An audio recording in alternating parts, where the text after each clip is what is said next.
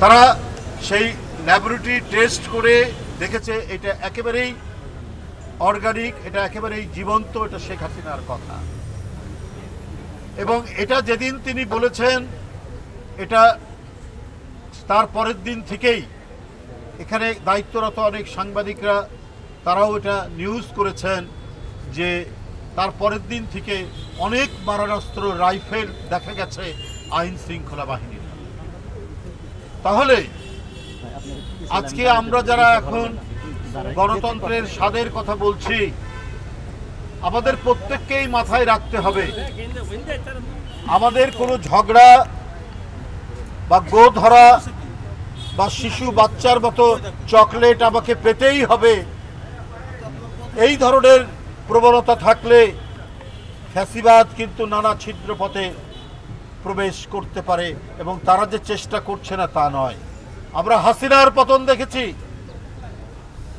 তার সাথে তার কয়েকজন মন্ত্রী না হয় গ্রেপ্তার হয়েছেন, অনেকে পালিয়ে গেছেন, কিন্তু তাকে যারা 16 বছর বাস্তবায়ন করেছেন তার নীতি, যারা এই দেশের লক্ষ লক্ষ গণতন্ত্রকামী নেতা কর্মীকে মিথ্যা মামলা দিয়ে কারাগারে ভরেছে, যারা দিনের পর দিন রিমান্ডে নিয়েছে, যাদেরকে বেধড়ক লাঠিপিটা করে শরীর ক্ষতবিক্ষত করেছে, যারা রাইফেল দিয়ে গুলি করে দৃষ্টিশক্তি অন্ধ করে দিয়েছে, যারা পঙ্গু করেছে, যারা হাত পায়ের নখ তুলে দিয়েছে, তারা তো এখনো সমাজের মধ্যে, তারা তো এখনো প্রশাসনে, তারা এখনো সচিবালয়ে, তারা বাংলাদেশের বিভিন্ন প্রশাসনিক জায়গায় কর্তব্যরত আছে। তাহলে এরা তো যে কোনো সময় তাদের উদ্যত ফনা তুলতে পারে। খালি সংস্কার সংস্কার করে নির্বাচন পিছিয়ে জনগণের যে ক্ষমতা শেখ হাসিনা কেড়ে নিয়েছিলেন, জনগণের মালিকানা কেড়ে নিয়েছিলেন, আমরা কি সেই মালিকানা জনগণকে ফেরত দেব না? নির্বাচিত সরকার কথা বললেই, ভোটের কথা বললেই আজকে আমাদের শুনতে হয় আমরা কবে ছাত্র রাজনীতি শেষ করেছি এরশাদ পরাজিত করার পরে, আরেকটি এক নায়ক সরকারকে পরাজিত করার মধ্যে দিয়ে। আমরা গণতন্ত্র এবং সংস্কার এগুলোর অর্থ কি আমরা কিছুই বুঝি না? আমরা তো আমাদের ব্যক্তিগত কোনো দাবি, আমাদের চাকরি দিতে হবে, ভালো আমাদের চাকরি দিতে হবে, আমাদের এতখানি ইয়ে দিতে হবে, এটা দিয়ে তো আমরা করিনি। দেশনেত্রী বেগম খালেদা জিয়ার আহ্বান, সেই আহ্বান একেবারে নিরেট খাঁটি, ওটা হচ্ছে গণতন্ত্র। বেগম জিয়ার দাবি ছিল বৃহত্তর দাবি, তারেক রহমানের দাবি বৃহত্তর দাবি, যে দাবি হচ্ছে গণতন্ত্রের মালিকানা জনগণকে ফিরিয়ে দাও, আর সেই মালিকানার পদ্ধতি হচ্ছে গণতন্ত্র।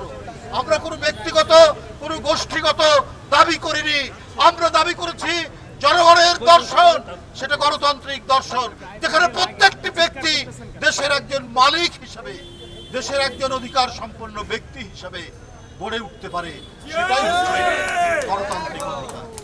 তাহলে বেগম জিয়া 2014 সালে নির্বাচনে যেতে পারতেন।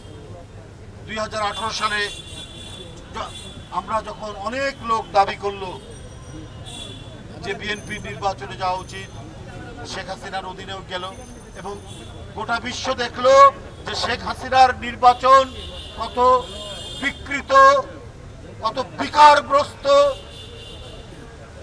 জালিয়াতির ভয়াবহ রূপ প্রকাশ পেতে পারে, সেটা 2018 সালে দেখল।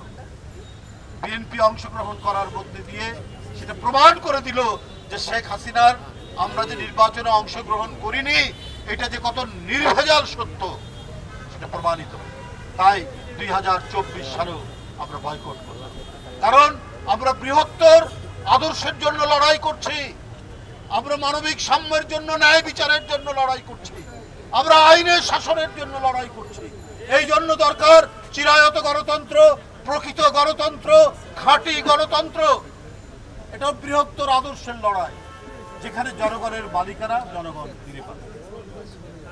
তো সেই মালিকানা আটকে রাখা তো আপনার বড় ধরনের ফ্যাসিবাদকে প্রশ্রয় দেওয়া, এটা একটা একনায়কতন্ত্রকে জন্ম দেওয়ার বা সৃষ্টি করার সুযোগ সৃষ্টি করা। বন্ধুরা আমার, আজকে দেখুন, যদি জনগণের সরকার, জনগণ যে দলকে ক্ষমতায় নেবে, তারা থাকলে পরে প্রতিটি পদে পদে জনগণের কাছে জবাবদিহি করতে হয়। সেই জবাবদিহিতে নেই। অন্তর্বর্তীকালীন সরকারও আমরা মনে করি জনসমর্থিত, কারণ সমস্ত রাজনৈতিক দল আওয়ামী লীগ ছাড়া আর আওয়ামী লীগের কয়েকটি দোসর ছাড়া সবাই সমর্থন করেছে। ডক্টর ইউনূস সাহেবকে সবাই সমর্থন করে যাচ্ছি আমরা। কিন্তু এটাও তো ঠিক, দুর্ভিক্ষের আলামত যদি আমরা দেখতে পাই, শুনতে পাই, তাহলে তো জনগণ আমাদের ছেড়ে দিবে না। আজকে প্রায় অসংখ্য গার্মেন্টস বন্ধ হয়ে যাচ্ছে, মানুষ কর্মহীন হচ্ছে। মানুষ যদি খাবার কিনতে না পারে, তাহলে কিন্তু দুর্ভিক্ষের আলামত তৈরি হবে, এবং এই আলামত তৈরি হলে কেউই কিন্তু রেহাই পাবে না, আর হাততালি দিবে ওই পতিত ফ্যাসিস্টরা। তো এই কারণে এই জিনিসগুলোও দেখুন, কেন আমরা বারবার বলেছি দলের পক্ষ থেকে, যে দোসররা ব্যাংকের 1000 কোটি টাকা মেরে বিদেশে পাচার করেছে, আর নামমাত্র কিছু প্রতিষ্ঠান, এই প্রতিষ্ঠান সরকার ইচ্ছা করলে সেখানে প্রশাসক নিয়োগ করে সেই প্রতিষ্ঠানগুলো চালাতে পারে। গার্মেন্টসগুলো যাতে বন্ধ না হয়, সেই গার্মেন্টসগুলো আপনারা সরকার এটাকে টেক ওভার করতে পারেন। নানা দোসরদেরকে, তারা যদি থেকে থাকে তাদের বিচার করুন, কিন্তু কোনো যেখানে শ্রম ঘন যে প্রতিষ্ঠান, যে কলকারখানা, সেটা যেন বন্ধ না হয়। কারণ অর্থনীতির কঠিন করুণ অবস্থা, এটা শুধু মুখের কথা নয়। সামনে সেপ্টেম্বর অক্টোবর মাসে দুর্ভিক্ষ হয় কিনা, এটা এখন মানুষের মনে মনে। আর্থিক শৃঙ্খলা ফেরাতে হবে, এটা ঠিক, কিন্তু পাশাপাশি কর্মসংস্থান বৃদ্ধি না করলে জনগণের কাছে কেহই রেহাই পাবেন না। জনগণ কিন্তু এটা ছেড়ে দেবে না। এই কথাগুলো ভাবুন, এই কথাগুলো চিন্তা করুন। খালি ওই শিশুদের মতো চকলেট আমাকে পেতেই হবে, আমাকে ওই খেলনাটা দিতেই হবে, এই রকম গো ধরে থাকলে পরে আমাদের গণতন্ত্রের জন্য সর্বনাশ, প্রকৃত গণতন্ত্রের চর্চা মুখ থুবড়ে পড়বে, এবং আমরা একটা দীর্ঘস্থায়ী অগণতান্ত্রিক শক্তির কাছে জিম্মি হয়ে পড়ব। যাই হোক, আমি শুধু এইটুকু বলতে চাই যে আজকে সবাই মিলে আমাদের প্রচেষ্টা, বিএনপির পক্ষ থেকে তো সংস্কার বিরোধী কোনো কথা বলা হয়নি, সংস্কারের পক্ষেই বলা হয়েছে। তো আপনারা যে সংস্কারের কথা বলছেন, এটা তো বিএনপি তার 31 দফার মধ্যে প্রায় সংস্কারের অনেক জিনিসই সেখানে প্রতিফলিত হয়েছে। জুলাই সনদের অনেক বিষয় বিএনপি গ্রহণ করেছে। আপনারা দেখেছেন যে অনেক বিষয়, প্রায় 2/3 জুলাই বিপ্লব যে সনদের কথা বলছেন তা গ্রহণ করেছে। কিন্তু এটা মূলনীতির মধ্যে নিতে হবে কেন? যুগে যুগে দেশে দেশে আরো সংস্কার হবে। সংস্কার কোনো থাই পর্বতমালার মতো স্থির বিষয় নয়।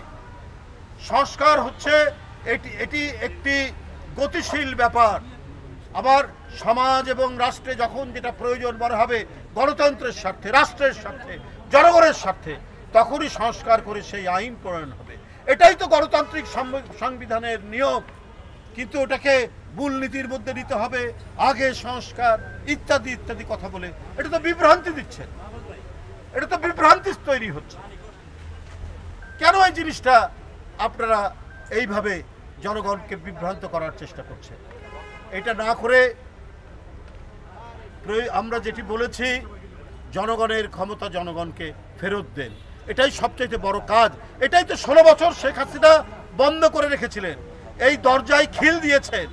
এই আপনার বন্ধ দরজা আমাদের এখন খুলতে হবে। সেই খোলার জন্য জনগণকে দিতে হবে, তার ফিরিয়ে দিতে হবে তার ক্ষমতা, অর্থাৎ তার মনোনীত সরকার গঠন করতে হবে।